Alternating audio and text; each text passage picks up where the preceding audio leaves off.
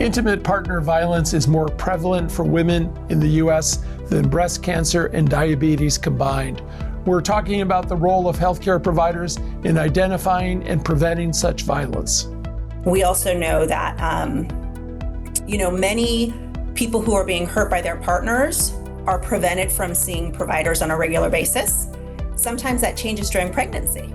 They're actually allowed to go seek care for their pregnancy and, for the baby. Our guest is Virginia Duplessis. She is the Associate Director at Futures Without Violence and the Director of the National Health Resource Center on Domestic Violence.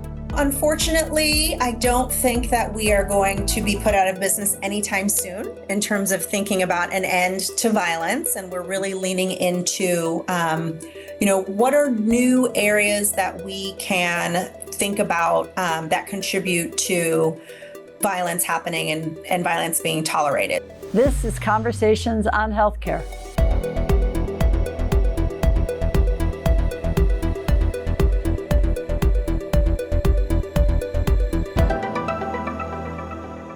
Well, welcome, Virginia, to Conversations on Healthcare. Thank you so much. Yeah. Thanks for having me. Absolutely.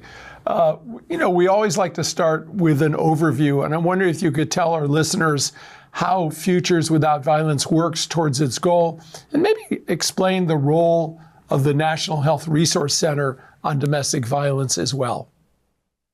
Sure. So Futures Without Violence is a nonprofit. We have our headquarters here in San Francisco, where I'm joining you from. We also have offices in Boston and in Washington, D.C.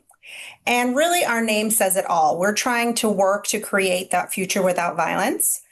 I'm on the health team, so we work specifically with the healthcare sector, but we have teams that work with judges, with coaches, really just trying to impact all sectors so they can do a better job of preventing and responding to violence through policy work, through training and education. I think that we have realized that violence is not an inevitable part of the human experience, and we all have a unique and important role. So in terms of the National Health Resource Center, our work, when I'm at a cocktail party and someone asks me, what do I do day in and day out? And I say that my job is to help healthcare providers and healthcare systems be able to talk about prevention so that violence doesn't happen in the first place, and also to support people who have experienced violence. We also work very closely with domestic violence programs, so people who are seeing survivors of violence, to help them connect their clients with healthcare. Well, your work is near and dear to our heart, because as part of our primary care system, we have both healthcare, and we also have had for more than 40 years a 24/7 domestic violence shelter, an emergency shelter, and then the full continuum of services. So we have so much to learn from you today and to share with our listeners. Really want to thank you for being here. We are always struck by the research that shows that survivors are 4 times more likely to use an intervention like a domestic violence service after talking with a healthcare provider about what they're experiencing in terms of abuse. But you've noted that you still see reluctance among healthcare providers in bringing up the topic, even though screening for intimate partner violence has been considered a routine, if you will, expectation in primary care for many years now. How do you overcome this reluctance?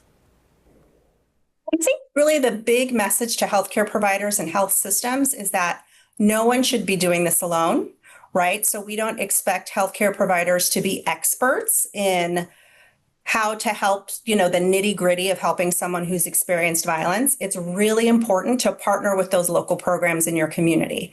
So if you are having conversations with patients about relationship safety and relationship quality, in your back pocket, if someone does say, yeah, things are tricky in my relationship, I might want to talk to someone, or, I need some help, to already have established a connection to that domestic violence program, to legal services. So I think that's really, once healthcare providers understand, I don't have to do all of this by myself, it helps.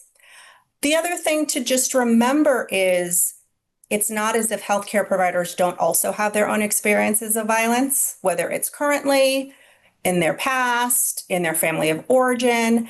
And so we really spend a lot of time also talking about how healthcare providers can take care of themselves and not have that experience of, vicarious trauma because they're talking to patients about this. So we try to, from the beginning, set providers up for success, both connecting them with resources for patients and clients, and also doing that hard, emotional work of really grappling with, if you have this in your history as well, it can be harder. Mm-hmm. Margaret, one of the things I find fascinating about this group is that their training tools are online. They're very effective. Maybe tell us how you help providers spot violence when the victim may want to cover it up. And so many different examples we could give, but the woman who claims she fell off the ladder and was injured when really her husband beat her. Okay, so this is actually one of the most exciting parts of our work, I think. Trying to catch someone before they're pushed down the stairs and really having conversations about healthy and safe relationships before things are escalating to that level of violence. So we're really encouraging healthcare providers to start with talking about what it looks like to be treated with kindness and respect. And if things feel a little bit crunchy, not quite right, how you can get help at that stage. And then not waiting for a red flag, but really talking with all patients about this and being clear about that. Because if you're a survivor, you don't want to, that's only one part of your identity, one part of your experience walking through the world. No one wants to think that they have like domestic violence, right? Plastered across their forehead. It's really important to tell every patient, we know that this is so common. Lots of people experience domestic violence. It has a really big impact on your health. So I think it's important to talk to everyone about this and then provide that information in a non-judgmental way. We know that success doesn't necessarily mean someone telling us what's happening at home. We really measure our success by, does the patient leave feeling supported, listened to, and have access to information about what's available in the community if they choose to seek help. And that's a big difference, right? Doctors, nurses, providers want to identify a problem, give someone a solution, and see that that is followed through. And we know with an issue like this, it's not always that simple. Well, I think the research is very sobering because it makes it clear what I think everybody already knows. This is a life and death issue. We try for prevention wherever we can, but particularly in the area of pregnant women and those who've recently given birth, those in the postpartum period. And this always just astonishes me that those women are more likely to be murdered in the U.S. than die from obstetrical causes such as hypertensive disorders or sepsis or hemorrhage, which we hear so much about. And of course, the combination of gun violence and domestic violence is lethal. What do you think that hospitals, OBGYNs, nurse midwives can do to try and change this? So I think there are solutions at every level. First of all, when we think about it from a systems level, research, what kind of data gets collected, we need to be more intentional about acknowledging the role that intimate partner violence, domestic violence has in maternal and infant mortality. As you mentioned, there's the attention is really on those obstetric causes, and IPV is also a huge driver of poor outcomes for pregnant people and their babies. And then on that more of an individual level, I really think it is creating those opportunities for providers to talk openly about relationship quality and safety.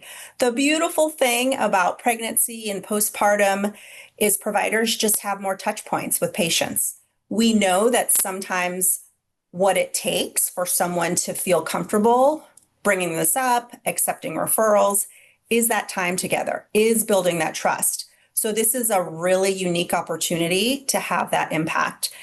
We also know that, many people who are being hurt by their partners are prevented from seeing providers on a regular basis. Sometimes that changes during pregnancy. They're actually allowed to go seek care for their pregnancy and, for the baby. And so it could be that this is a person who has really been isolated and not had a chance to talk with a doctor or nurse. And so we want to make sure that we are taking advantage of that one-on-one support that they're getting.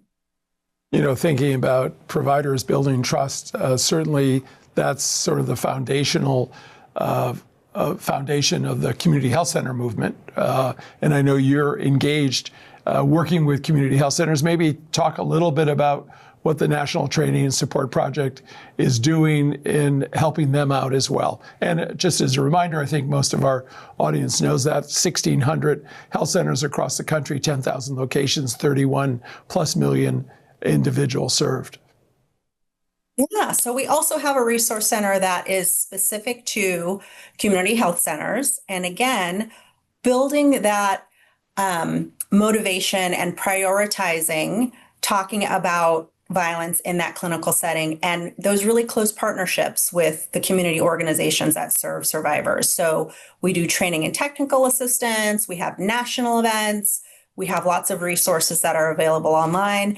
And one thing that's really unique is we have a series of communities of practice. So we have community health centers that come online and meet for, 4 sessions over a number of weeks. They also bring their domestic violence organization partners to really work through, what does it take for us to strengthen our partnerships? What are the different strategies that we can adapt in our communities really to do a better job of addressing this issue that we know, unfortunately, impacts so many people in our communities? And for health sites that are serving underserved communities, we see prevalence rates that are higher because these are folks who don't necessarily have access to lots of other supports and resources. So I want to make sure that we are reaching those who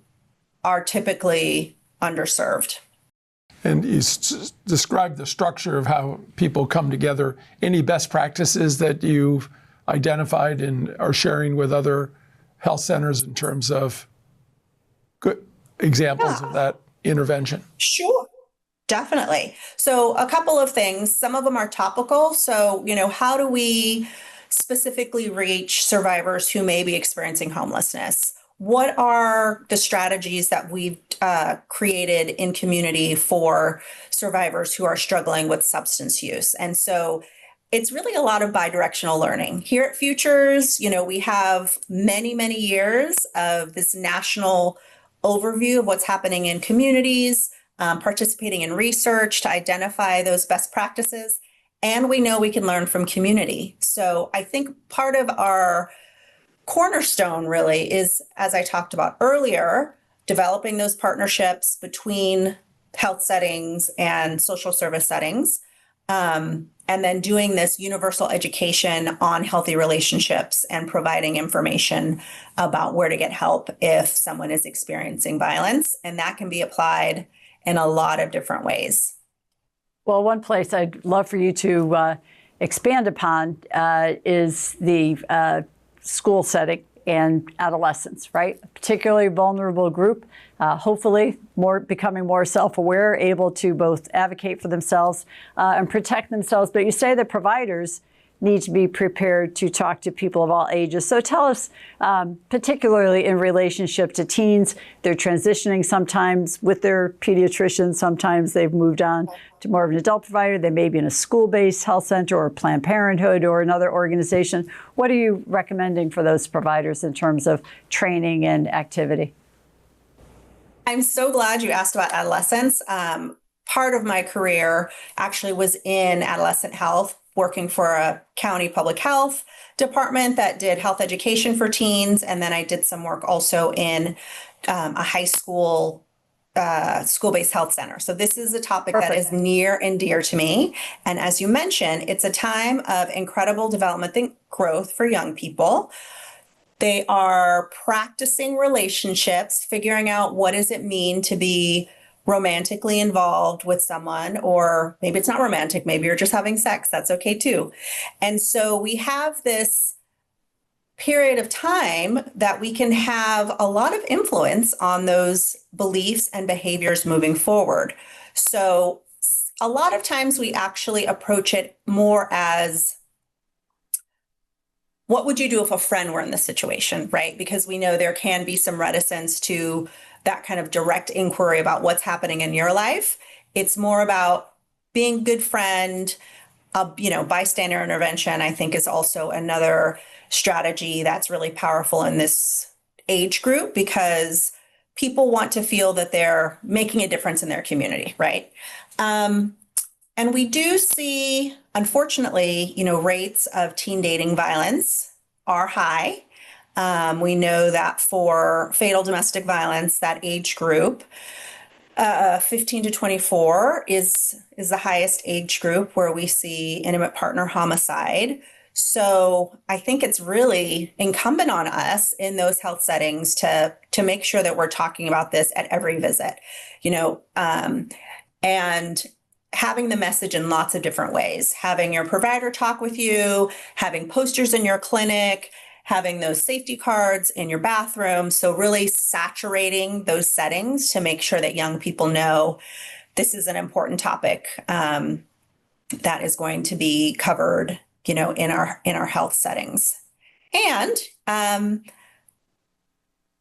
opportunities to do some of the conversations confidentially. Young people are just starting out negotiating how to communicate with healthcare providers. And so this is an area that we can kind of build that health literacy muscle, right? And help young people negotiate those conversations on their own. Well, you said something dear to our hearts, school-based health centers. We operate 160 of them across the state, and also are engaged with the School-Based Health Alliance. But talk a little bit about what you're doing. That's sort of a separate setting. Sometimes health centers have school-based, but many times they're independent. Are there any special interventions that you're doing with them? And I think you raised the point earlier, getting them at a young age. Mm-hmm. and setting them out in the right direction is so important. So that seems to be a early intervention.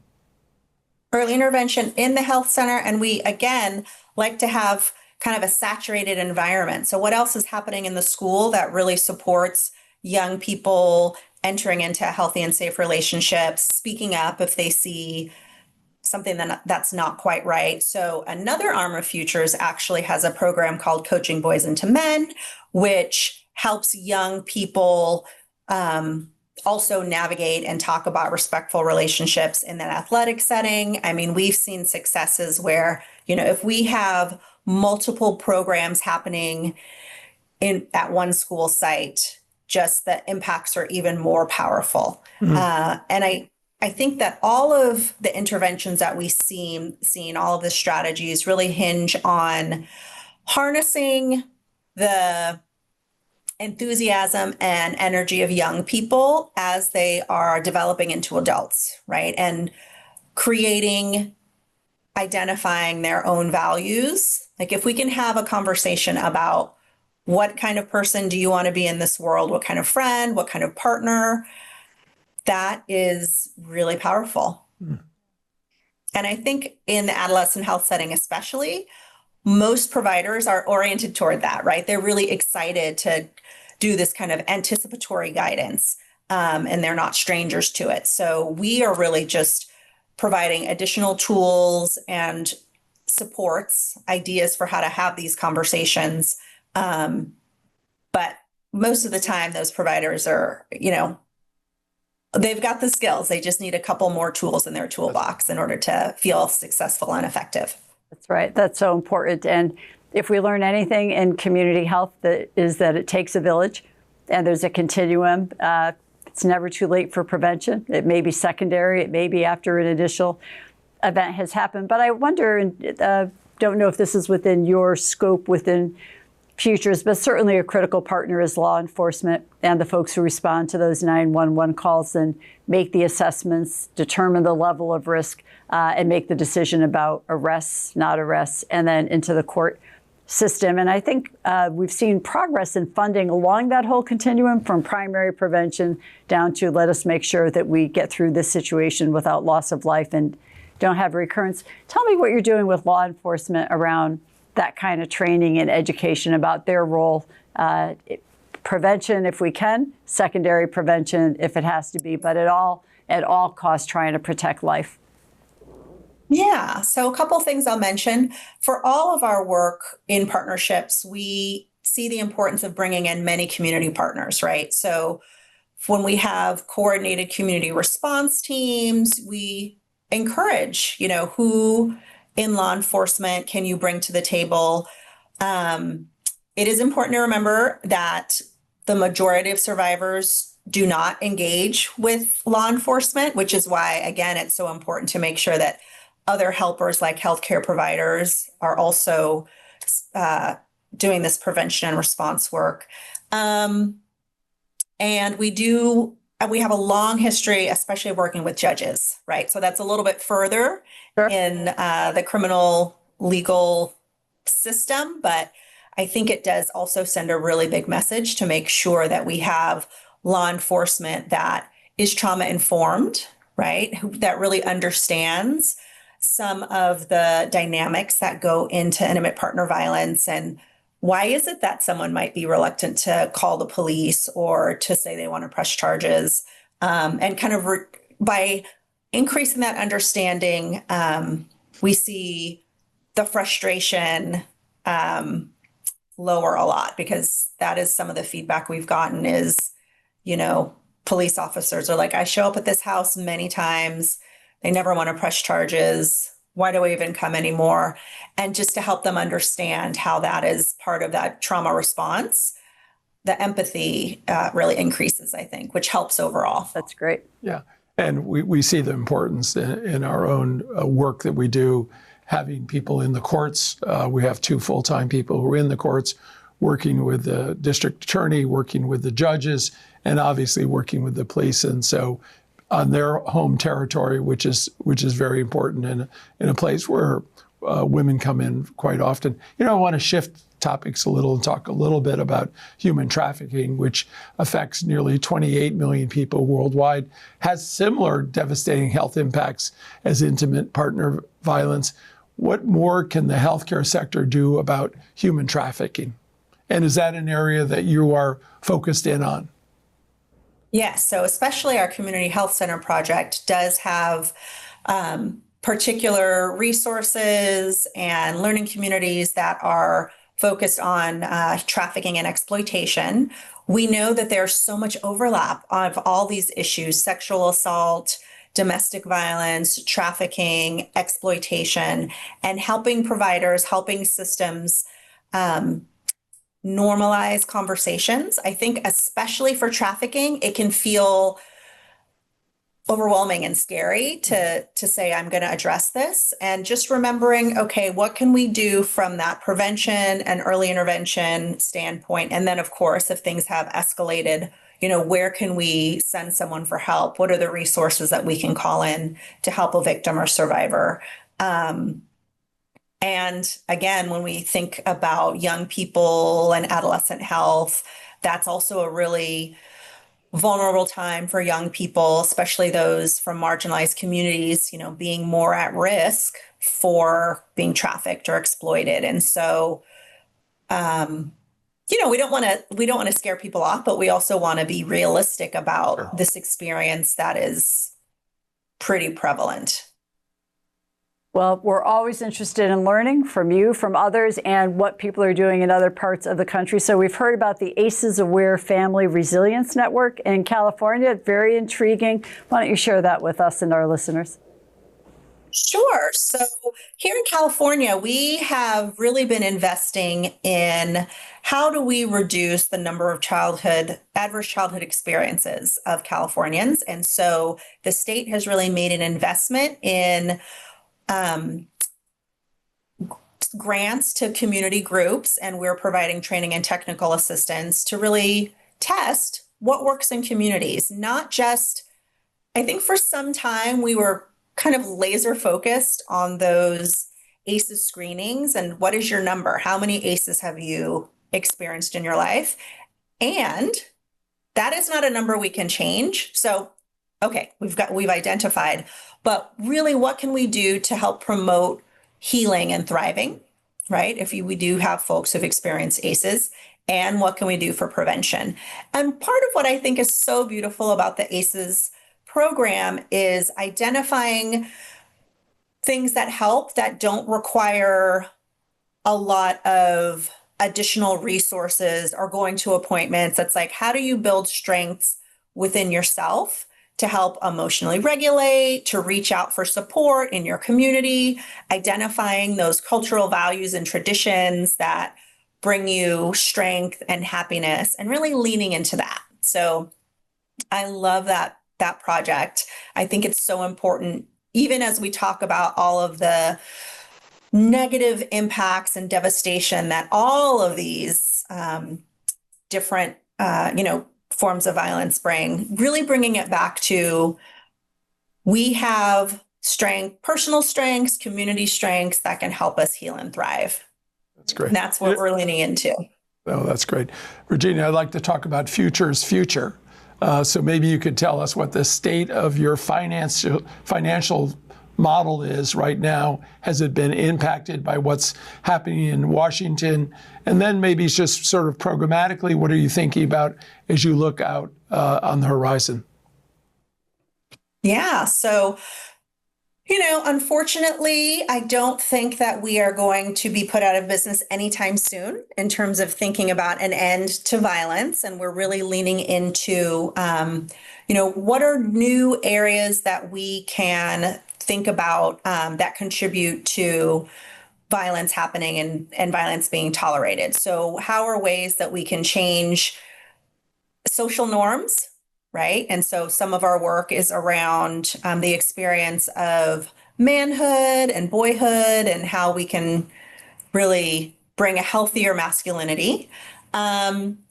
Taking a look at things like economic security, right? Because we know that is also a driver of victimization and also perpetration, actually. So, what can we do to increase the economic prosperity of all people as one way to address some of these drivers of violence? In terms of our financial outlook, I think we're always open to and looking for new and different partnerships. We have a great mix of funding. Certainly, government funding is a part of our portfolio, which we need to always be mindful of. But, I think that there are so many people out in our community who are committed to making sure that Futures remains solvent and successful. So I have a positive outlook there. How long have you been now in existence? 40 years. Wow, congratulations. Perfect. That's Congratulations. wonderful. About as long as our domestic violence program within our organization. Virginia, we want to thank you. We want to thank Futures Without Violence for the very important work that you do, both in intervention, but also in prevention and education. Thank you to our audience for being here. And please remember to subscribe to our videos on YouTube, find us on Facebook and X, and also please share your thoughts and your comments about this program. Take care and be well.